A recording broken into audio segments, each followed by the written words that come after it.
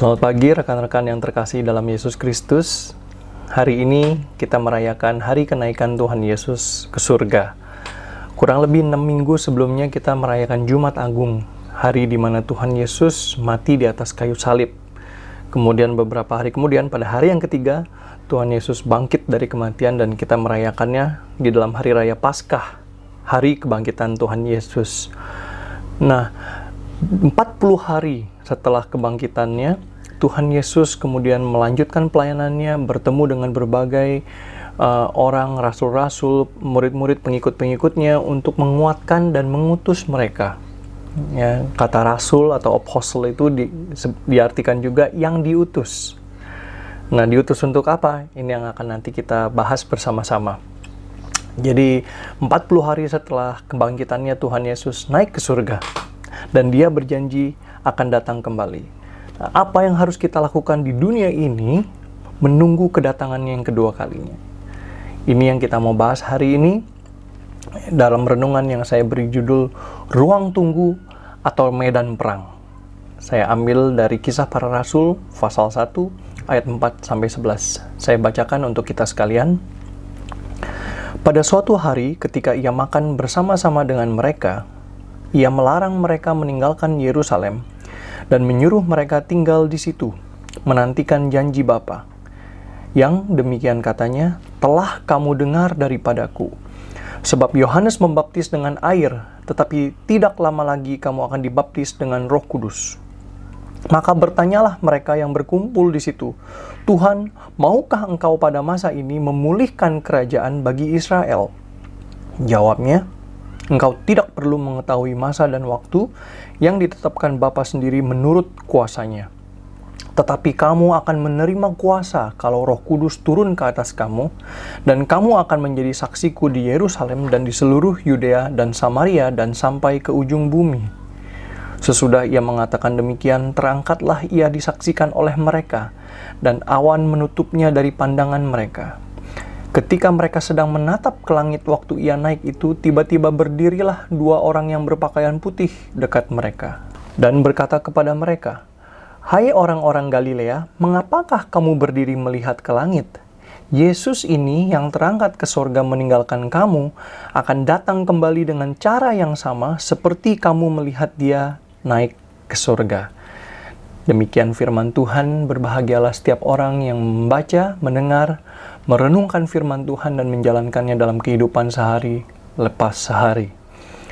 Nah, saya mau bertanya kepada kita sekalian, siapa sih di antara kita yang suka menunggu?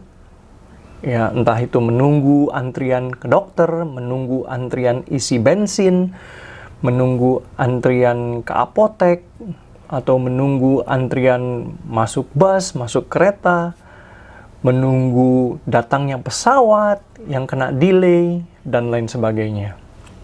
Apalagi di zaman sekarang, zaman yang serba instan segala sesuatunya, menunggu itu menjadi sesuatu hal yang melelahkan, dan bukan hanya melelahkan tetapi sesuatu yang menyebalkan. Ya. Bahkan mungkin sebagian dari kita berpikir yang namanya menunggu itu seperti kutukan. Ya. Karena apa-apa kita segalanya serba cepat, serba instan. Tetapi kalau kita pikirkan sama-sama, banyak hal di dunia ini yang tidak bisa harus kita tunggu.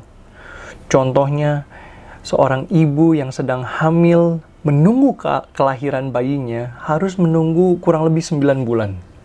Ya, sebelum kelahiran. Untuk apa? Untuk sang ibu mempersiapkan tubuhnya. Tubuhnya dipersiapkan untuk kelahiran sang bayi, ya, menguatkan rahimnya, dan untuk juga mempersiapkan tubuh sang ibu untuk nanti bisa menyusui anaknya. Jadi hormon-hormon berubah di dalam tubuh sang ibu, dan itu perlu waktu.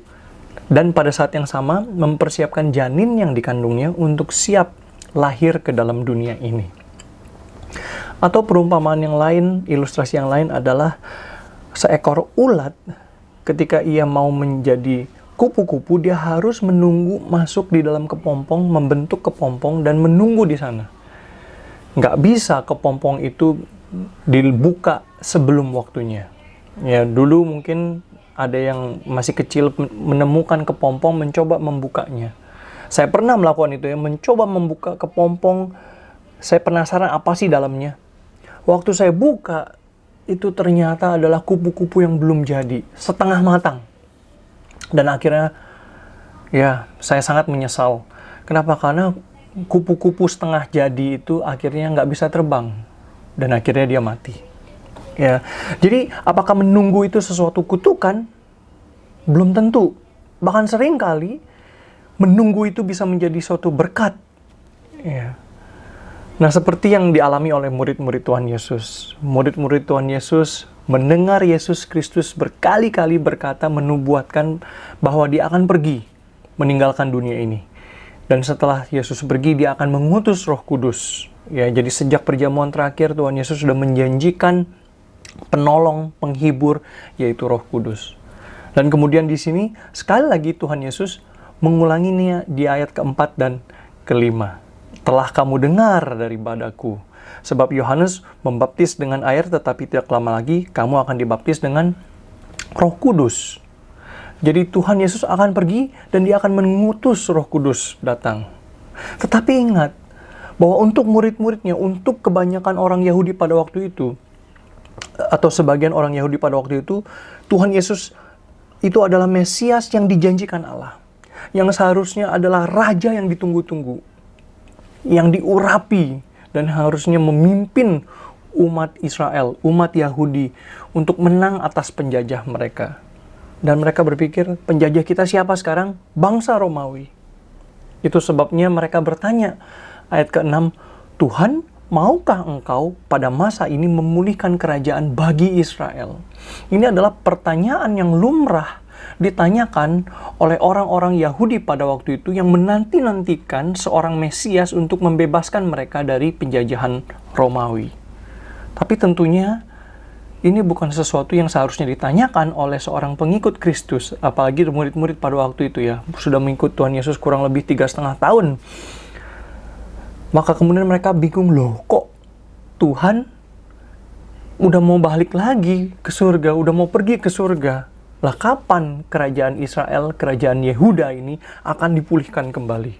Kapan kita bisa menang atas musuh kita, yaitu bangsa Romawi yang menjajah kita? Nah, di sini kita harus memperhatikan ada beberapa kesalahpahaman murid-murid. Dan saya bukannya mau menghina para rasul, tapi memang pada waktu itu mereka belum dibukakan ya tentang makna kerajaan yang dijanjikan oleh Allah. Jadi yang pertama adalah mereka punya cara pikir kerajaan yang dijanjikan itu adalah kerajaan yang bersifat politik, militer. Jadi nanti Al-Masih atau Mesias itu harusnya menang, memimpin mereka menang atas Romawi. Tetapi bukan itu yang dijanjikan Tuhan. Bukan kerajaan demikian yang dijanjikan oleh Tuhan. Bukan kerajaan yang bersifat politik atau militer, tetapi kerajaan yang menang atas kuasa dosa di seluruh dunia. Bukan hanya untuk orang-orang Yahudi, bukan hanya untuk orang-orang Israel, Palestina pada waktu itu, tetapi untuk semua umat manusia boleh menang atas kuasa dosa, kuasa kematian, dan kuasa iblis. Jadi janji inilah, kerajaan inilah yang dipenuhi oleh Tuhan Yesus dalam misinya di dalam dunia ini, sampai dia harus mati di atas kayu salib. Dan dia kemudian bangkit kembali memberikan kita hidup yang baru. Hidup yang berkemenangan atas dosa, atas kematian, dan kuasa iblis. Kesalahpahaman kedua yang dimiliki oleh para murid pada waktu itu adalah tentang kemenangan. Kemenangan mutlak itu kapan tibanya? Ya, kapan bahwa Mesias itu akan menang atas segalanya, atas segala musuhnya, dan kemudian segala lutut harus bertelut dan lidah harus mengaku bahwa Yesus adalah Tuhan dan Allah dan Raja atas segala raja. Yang jelas bukan pada waktu itu, juga bukan sekarang ini. Ya, ayat 7 Tuhan Yesus berkata, engkau tidak perlu mengetahui masa dan waktu yang ditetapkan Bapa sendiri menurut kuasanya. Demikian juga kita sekarang. Kita nggak perlu menebak-nebaknya. Oh, besok. Oh, tahun depan. Oh, 10 tahun lagi, 20 tahun lagi. 2012 waktu itu dibilang. mungkin 2020 ya, karena COVID-19 dan lain sebagainya. Kita nggak perlu menebak-nebak ya, hanya Bapa yang tahu. Jadi kita hanya perlu menunggu waktunya kapan tiba. Jadi ini kita sedikit belajar tentang konsep kerajaan Allah. Konsep kerajaan Allah yang sering disebut already but not yet. Sudah tiba tetapi belum tuntas. Already but not yet. Jadi kerajaan Allah itu sudah tiba ketika Tuhan Yesus datang ke dalam dunia untuk mati di kayu salib dan menang atas kematian, bangkit dari kematian. Kerajaan Allah sudah dimulai. Ya. Tetapi kemenangan itu belum tuntas, belum menyeluruh. Kita masih bergumul dengan dosa. Kita masih bergumul dengan kedagingan. Kita masih bergumul dengan pencobaan-pencobaan, ujian dari dalam dunia maupun dari dalam nafsu kita, kedagingan kita. Kita masih bergumul dengan cobaan-cobaan dari setan. Kita masih bergumul dengan dosa. Belum tuntas. Masih banyak peperangan rohani, masih banyak perjuangan yang Allah percayakan kepada pengikut-pengikutnya, kepada umatnya, untuk memenuhi misi kerajaan Allah di dalam dunia ini. Nah, ini adalah bagian kita selagi kita menunggu kedatangan Kristus yang kedua kalinya. Jadi, kalau gitu apakah hidup di dunia ini seperti ruang tunggu? Ya, seperti judul kita hari ini. Kebanyakan kita pasti malas, bosan menunggu terus. Ya. Maka ada istilahnya, bahasa Inggrisnya itu disebut killing time. Ya, atau menghabiskan waktu, membiarkan waktu berjalan sampai giliran kita tiba. Killing time. Kenapa? Karena menunggu itu bukanlah sesuatu yang kita nikmati, bukanlah sesuatu yang kita suka. Ya, maka cukup membiarkan waktu itu lewat ya. Kita bisa main game, bisa scroll sosial media, ataupun membiarkan itu lewat dengan nonton video, ya, atau bahkan mendengarkan musik, santai, ya. Kenapa? Karena menunggu itu nggak exciting. Nah, rekan-rekan sekalian, di masa-masa ketika terjadi pandemi, wabah coronavirus ini, keadaan ini mungkin adalah keadaan terdekat seperti perang yang akan pernah kita alami sepanjang hidup kita mungkin. Ya, mungkin seumur hidup kita nggak akan pernah mengalami perang seperti Perang Dunia Pertama, Kedua, ya, atau perang melawan Belanda misalnya. Nggak. Tapi mungkin pandemi ini adalah keadaan yang terdekat seperti masa perang yang akan kita alami. Di mana semua orang gelisah, kapan ya krisis ini akan segera berakhir? Kapan ya kita bisa kembali hidup seperti sedia kala, beraktivitas seperti sedia kala? Dengan wabah ini kita menjadi lebih siaga. Siaga untuk apa? Siaga untuk hidup berdisiplin, hidup lebih sehat, menjaga kebersihan, lebih menghargai relasi yang kita miliki dengan keluarga, sanak saudara maupun dengan teman, lebih menghargai persekutuan yang kita miliki dengan orang-orang seiman, dengan gereja tubuh Kristus. Tanpa wabah ini manusia mungkin hidup semaunya sendiri, nggak mengindahkan waktu.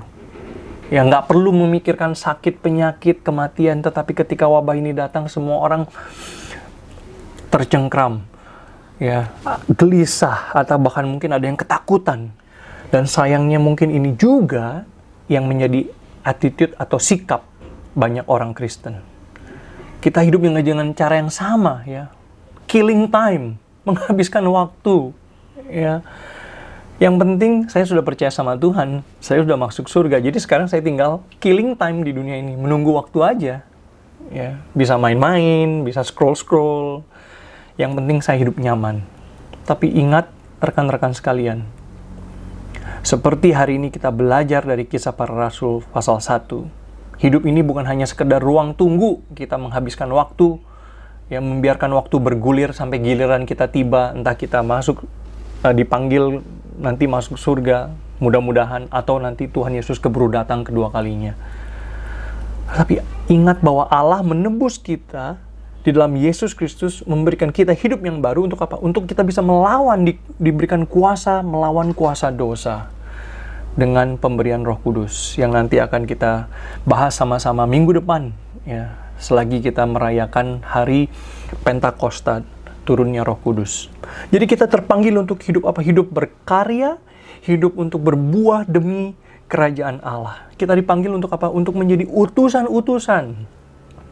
Utusan-utusan Kristus Raja kita, Mesias yang diurapi itu. Kita dipanggil untuk apa? Untuk memberitakan kabar baik, kabar keselamatan dari Allah di dalam Yesus Kristus, Isa Al-Masih. Membagikan kasih dan belas kasihan Allah bagi orang-orang yang membutuhkan. Kenapa saya sebut perang? Kenapa Alkitab begitu serius menyikapi masa-masa kita menunggu kedatangan Kristus yang kedua ini? Karena selagi kita diberikan hidup ini, diberikan penebusan ini, iblis tidak tinggal diam. Dunia tidak tinggal diam. Iblis dan penguasa dunia ini akan terus menggoda kita, menyeret kita kembali ke dalam dosa, ke dalam kenikmatan dunia, kepada dosa-dosa kita dan kebiasaan kita yang lama. Jadi kita harus berhati-hati, harus bersiap siaga. Bukan hanya bersiap siaga karena ada krisis coronavirus ini, tapi bersiap siaga bahwa hidup ini adalah medan peperangan. Dan setan tidak takut dengan orang-orang yang mengaku Kristen, yang percaya katanya, saya percaya sama Yesus Kristus dan saya mati masuk surga. Karena orang seperti ini banyak di luar sana, di luar gereja pun. Orang-orang yang hanya memikirkan keselamatan, keuntungan diri sendiri. Yang penting saya hidup senang di dunia ini, nanti mati masuk surga. Banyak orang yang berpikir demikian di luar gereja. Ya, nggak harus beriman sama Tuhan, nggak harus jadi orang Kristen. Tetapi setan akan gentar dengan orang-orang yang beriman kepada Kristus dan yang menganggap serius panggilan dan pengutusan di dalam dunia ini untuk memerangi kuasa dosa, memerangi kuasa kegelapan dalam hal apapun yang dipercayakan kepadanya. Entah sekecil apapun atau sebesar apapun yang Allah percayakan kepada kita, kita belajar untuk setia memerangi kuasa setan, kuasa dosa, kuasa kegelapan di situ. Apakah di dalam keluarga kita, apakah di dalam studi kita, apakah di dalam pekerjaan kita sehari-hari. Kita memohon kepenguatan dari Tuhan. Tuhan memberikan kuasanya di dalam Roh Kudus supaya kita bisa memerangi kuasa dosa, kuasa kegelapan di dalam hal tersebut. Hidup ini adalah medan perang. Kalau kita nonton dokumentari peperangan atau film-film perang, orang harus menggali yang namanya parit-parit ya, trenches, selokan-selokan di mana mereka bersembunyi di situ. Tentara-tentara bersembunyi, beristirahat, mereka bisa makan, kadang-kadang gantian tidur kalau sudah malam. Kemudian mereka berdiskusi, berbincang-bincang. Mungkin mereka membicarakan tentang keluarga mereka di kampung halaman, atau mungkin bahkan juga mereka membicarakan taktik-taktik bagaimana menyerang atau bertahan melawan musuh. Tapi nggak ada yang mencari hidup nyaman di parit tersebut, membangun istana di situ, ya cari spring bed untuk tidur di situ, nggak ada. Semua orang memikirkan bagaimana kita harus berjuang bersama-sama. Ya, nggak membuang waktu, nggak menghabiskan waktu, membiarkan waktu bergulir begitu aja. Tetapi bersiap siaga. Ya, sekalipun kita beristirahat, kita makan, kita ngobrol-ngobrol, tapi kita tetap siaga. Entah kita mati melawan musuh, atau kita hidup bertahan dan menang. Itu saja pilihannya. Dan bagi kita yang berada dalam Kristus, hidup atau mati itu adalah kemenangan, adalah keuntungan. Jadi kita bisa belajar sama-sama bahwa menunggu di sini, menunggu Kristus kembali datang, itu adalah suatu berkat. Ya, hidup ini adalah medan peperangan, tetapi pada saat yang sama ruang persiapan. Bukan hanya ruang tunggu di mana kita nongkrong-nongkrong sambil buang-buang waktu. Tapi kita dipersiapkan untuk apa? Untuk menyambut Kristus, sang mempelai pria kita, yang akan menjemput mempelai perempuannya nanti. Ya, kepada seseorang yang akan meninggal, kadang-kadang kita bertanya, Bapak atau Ibu, apakah sudah siap? Om, Tante, apa sudah siap? Siap apa? Sudah siapkah bertemu dengan Tuhan? Ya. Bagaimana kita mempersiapkan diri untuk menyambut Kristus, untuk bertemu dengan Kristus? Dan di sini firman Tuhan di Kisah Para Rasul mengingatkan kita, pasal 1 ayat 8, tetapi kamu akan menerima kuasa kalau Roh Kudus turun ke atas kamu, dan kamu akan menjadi saksiku di Yerusalem dan di seluruh Yudea dan Samaria dan sampai ke ujung bumi. Kita dipanggil untuk apa? Untuk menjadi saksi Kristus, menyaksikan kabar baik Kristus, kabar baik keselamatan yang sudah datang di dalam Kristus, di dalam kehidupan kita sehari-hari. Baik melalui perkataan kita, maupun juga melalui perbuatan kita. Kita diutus menjadi saksi Tuhan dimanapun kita berada. Nggak semua orang terpanggil menjadi misionaris, atau menjadi pendeta, atau menjadi pengajar-pengajar di pedalaman. Tapi kita dipanggil untuk menjadi saksi Tuhan dimanapun kita berada. Dari Yerusalem kita, ya, zona nyaman kita, ataupun sampai ke ujung bumi. Kita nggak tahu, ya. Masing-masing kita punya panggilan sendiri. Tapi Tuhan memberikan kita kuasa melalui pemberian pengutusan Roh Kudus yang dijanjikan dan dipenuhi nanti, ya, yang kita rayakan bersama-sama minggu depan. Dan dalam ini kita melihat Allah memberikan kepada kita suatu janji dan pengutusan yang agung sebelum Tuhan Yesus naik ke surga. Jadi mari kita bersama-sama belajar untuk bersaksi di tengah krisis seperti sekarang ini, atau bersaksi di tengah medan perang. Di tengah-tengah krisis, keadaan sulit, banyak orang cenderung menjadi egois, hanya memikirkan kepentingan sendiri, kenyamanan sendiri, keselamatan diri sendiri. Tetapi mari kita menjadi orang-orang Kristen yang justru memancarkan cahaya kasih, belas kasihan dan kemuliaan Yesus Kristus. Bagaimana? Dengan memperhatikan dan menyatakan belas kasihan kita kepada orang-orang yang memerlukannya. Dan kedua adalah membagikan pengharapan di dalam Kristus bagi orang-orang yang mengalami kegelisahan, mengalami keputusasaan, ketakutan. Kita bagikan pengharapan di dalam Yesus Kristus. Mari kita belajar untuk bertumbuh sebagai murid-murid Kristus, sebagai anak-anak Tuhan. Jangan menjadi orang-orang Kristen yang kerdil. Tapi kita belajar gimana kita bisa bertumbuh di dalam iman kita di tengah-tengah masa krisis. Kita belajar untuk setia. Pertumbuhan yang kuat itu terjadi justru di tengah-tengah cobaan, tantangan di dalam krisis. Bukan di tengah-tengah keadaan nyaman tanpa halangan. Ya. Kita lihat bahwa pohon-pohon yang kuat itu adalah pohon-pohon yang selama bertumbuh itu diombang-ambing, didorong oleh angin atau mungkin kadang oleh arus, tetapi tetap bertahan. Itu adalah pertumbuhan yang sejati, pertumbuhan yang kuat. Maka mari kita belajar untuk beriman kepada Tuhan, untuk setia melayani Tuhan di tengah masa-masa sulit. Dan dengan sadar maupun tidak sadar, Tuhan akan mendorong kita untuk terus bertumbuh. Pertumbuhan itu datangnya dari Tuhan. Yang kita perlu lakukan adalah kita belajar untuk setia. Sehingga suatu kali nanti ketika kita dipanggil kembali menghadap Tuhan pencipta kita, atau ketika Tuhan Yesus datang kedua kalinya, Tuhan akan mendapati kita menjadi saksi-saksinya yang setia, menjadi murid-muridnya yang setia. Seperti yang dikatakan oleh Tuhan Yesus di Matius pasal 25 ayat 21. Baik sekali perbuatanmu itu, hai hambaku yang baik dan setia. Masuklah dan turutlah ke dalam kebahagiaan Tuhanmu. Tuhan memberkati.